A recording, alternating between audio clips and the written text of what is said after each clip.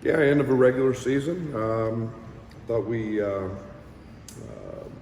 did a lot of good things at Iowa. I thought we had a tremendous amount of fight and really connected on the defensive side, other than a few transition plays. But a good way to end the season. Got an opportunity to get the same team again on Friday. Them or Ohio State. It's always exciting time of year when you get to postseason. Very, very excited for our 3 all-conference selections. I think that speaks volumes to winning, and you know, it's always a great compliment to our program when guys are rewarded for the success the team has, and you see that in the individual accolades that come their way. I thought each of those guys was very deserving, and you know, as needed, the winning teams were rewarded with those guys on the all-conference teams. But I would take that first team against any other league in the country, and feel pretty good about my chances of winning every night out. But that's a terrific first team. It speaks volumes to how good the Big Ten is. It speaks volumes to player development, whether you're a veteran in this league or whether you're a transfer. You know, I think it's you know, quite a talented group. So excited for that. Excited for the opportunity to head to Minneapolis and perform. And you know, we'll kind of a unique situation. We don't know our opponent, so we're not talking about anybody specifically, but we do know it's Iowa, who we've seen a couple times here in 14 days, or Ohio State, who's playing awfully well, and we'll you know, cover a little bit of both of them in practice here and see what we got. When you brought Marcus on, I'm sure you thought he would flourish, but did you foresee a first-team All-Big Ten player? You know, you don't know that. I think that every player's mental ability to handle change is different. You know, I think that we liked his talent. We knew he would be a good player. You know, you've got to have team success, in my opinion, to be worthy of a first-team all-conference awards. He's been a big piece of that. You know, we've kind of had 3 seasons in one this year with, you know, with TJ and what's happened there. And Marcus was steady through all of that, and you know, has found a great niche, and he's a tremendous teammate. He's a tremendous worker. He deserves it. But you know, I don't want to say you expect those things. You have to have team success, I think, to accomplish individual success, and our team doing that was instrumental. And you know, it's kind of the chicken or the egg. What comes first? You know, a good player or a good team, and Marcus has had just a great year. Coach, why do you think it's important to have a good showing in the Big Ten tournament, and are there ramifications for your teams in terms of NCAA seeding? I don't know how much we can move. I really don't. I think I don't worry too much about it. You know, in terms of the seeding, I mean, we got 16s beating 1s now, so you know, I think it's a truly a crapshoot. You know, I think yesterday's I did get to see a lot of teams in some of the lower leagues. I truly appreciate those conference championships and games, and a lot of good teams. You know, I think you go to the conference tournament anytime we got an opportunity to compete. You know, we're trying to compete to cut nets down and win championships. And you know, this league is loaded. It's terrific. The games today will be very, very competitive, and you know, Ohio State got very hot last year and made a deep run, so you know, anything can happen. You've just got to go play well, and Selection Sunday is what it is. We'll figure out where we're at and where we're going. Maybe the uncertainty of who you play on Friday. Is this more time this week to work on yourselves, or like how do you balance the scouting with that? Yeah, there's not a lot of scouting. I mean, we're obviously pretty familiar with Iowa. In terms of the mental component, we played Ohio State a while ago, and they're doing a few things differently. But yeah, it's we were off yesterday. We came back on Monday and got in the gym, and so you try to find that balance of staying fresh, knowing you can play 3 games in 3 days, and then stay mentally sharp and competitive, and we'll get after pretty good today, but mainly our stuff, and we'll experiment with a wrinkle or two that's new, maybe that we might need, here in postseason play. What do you think has changed for Ohio State, just based on what you've seen? I know they haven't been an official game prep for you yet, but just based on what you've been able to Yeah, gather. I mean, they're obviously, I think they're playing a little faster. I think they're 3 or 4 possessions a game faster. They're playing everybody. They're going very deep into their bench and playing a lot of guys, which is probably smart when you're in a coaching change and keep everybody happy. So just play them. And they've played a little zone and they're running the same stuff and doing the same things. But it's kind of the same group doing the same things. They got really good players. The offense has been great all year, but postseason time, how much do you foresee having to rely on that in these kind of games? Oh, offense is huge. You got to have, when everybody's going to try to take away your number 1 option, and and it's I always go back to my past experiences. We won a game at Stephen F. Austin, shooting 30%, 31%. So you've got to be able to have multiple options. You've got to be able to have a guy or 2. I like the fact we can play multiple ways. I think we can put a 5-out lineup that can all shoot it. We can put some size out there. I thought Ty and Dane were tremendous in our last game on Sunday in terms of the cross matches and so on and so forth. So I like our versatility on that end a great deal. And I think that's what we've been playing for, is to have that versatility. You don't see a lot of teams playing booty ball. And as I watched a lot of these games here in the last couple days, I think that's unique.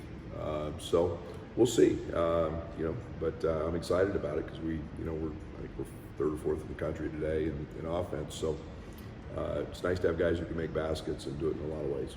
You like about the bite defensively you guys have had most of the time in the last 2 games? Well, I like the fact that we played with tremendous energy, and we played without fouling, and we defensive rebounded. Iowa probably got the same shots in the second game that they got the first game. They just didn't make them. But I thought our bite was really good. I thought our attention, our athleticism was in full force because our energy was great, and then we did it without fouling. And our record's really, really good when we keep teams off the line. It's really, really good when we defensive rebound like that. So it's not a complicated formula. It's energy and it's mental focus, and when we do that without fouling, we're pretty good. The idea of even doing 3 games in 3 days, is that a physical thing, a mental thing, some combination of the 2?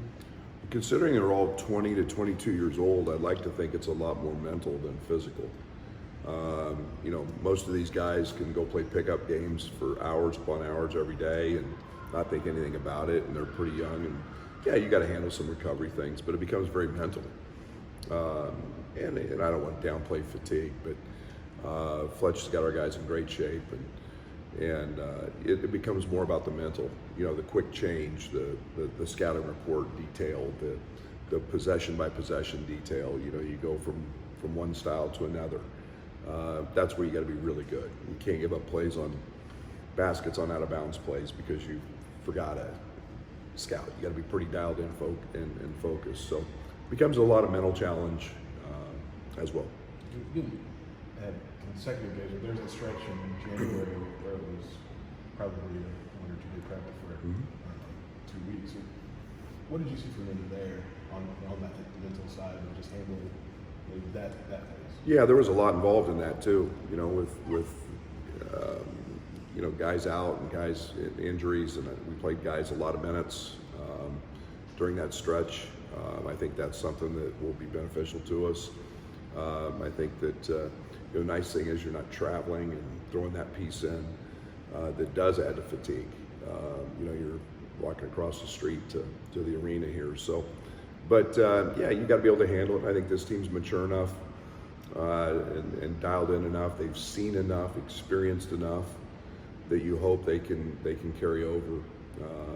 You know, a scout and you know, the ability to flip the switch when they need to. Have you noticed in the years in these kinds of tournaments, for teams that are pretty secure in their NCAA spot versus the teams that are fighting for their lives there? Well, there's different, you know, it's nerve-wracking when you're fighting for it. There's no doubt, you know, and I've said this many times, the most pressure I've ever felt in my life was being in one bid league and, you know, going undefeated in the regular season and knowing you're done.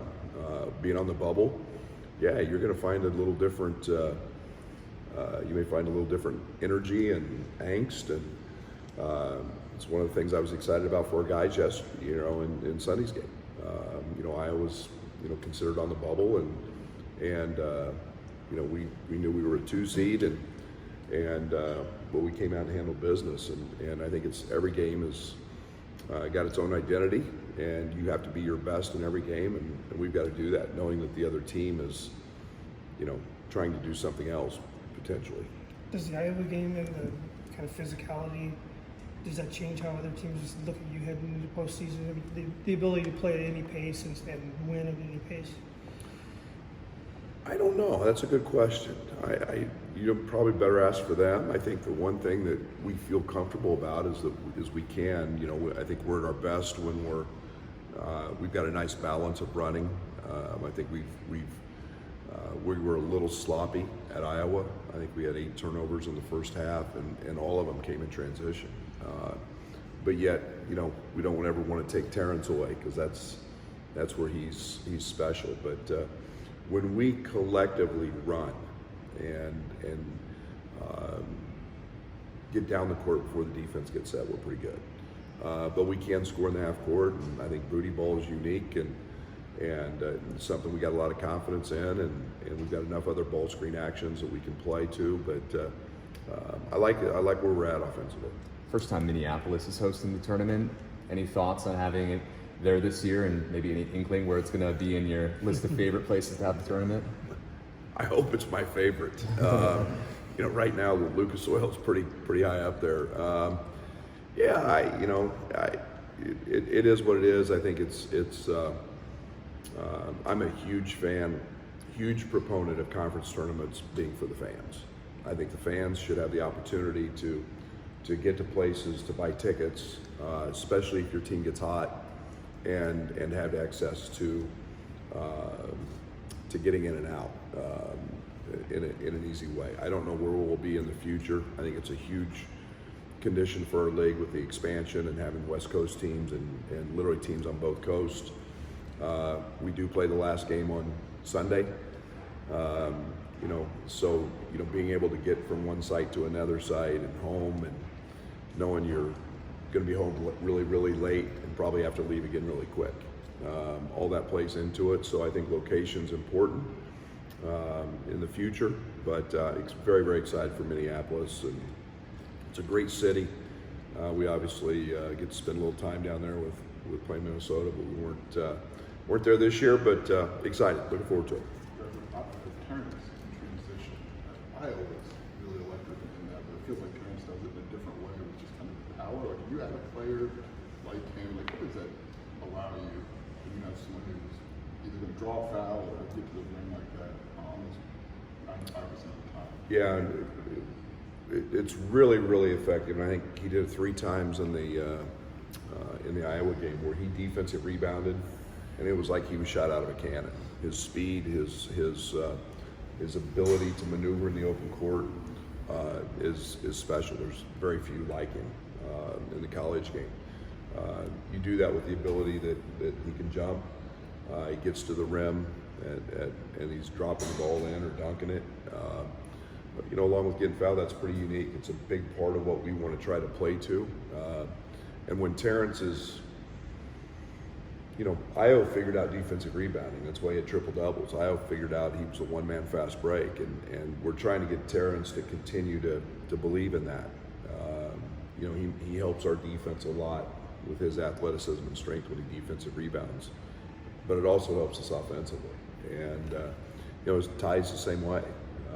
When he defensive rebounds and can push, we're pretty effective. But it's our little pitch aheads. It's our little plays that just keep a defense off balance, not let them set, you know, that make us pretty good. Brad, this might be a dumb question, but people on the outside wonder, do you want to play 3 games in 3 days, 4 games in 4 days? With the tournament the following week meaning a little bit more, I'm sure you probably don't even look at it that way, but what do you make of that? I'm playing to win. I'm playing to win. I'm playing to win every damn game we go out and play. And, you know, you can say it doesn't mean anything, and the NCAA tournament is the NCAA tournament. As long as we're playing games that the jersey on the other side says a different university, and it's a different color, we're trying to play to win. And I don't buy all the rest and, you know, this and that. You play on Sunday, you get beat. Yeah, we did. But I'm there to play to win, and I would love to be standing on a ladder trying to cut down a net on Sunday, and you know, then, you know, try to go do it again. And you know, you got to manage emotion, you got to manage the mental piece as much as anything. But we're playing to win. Thank you.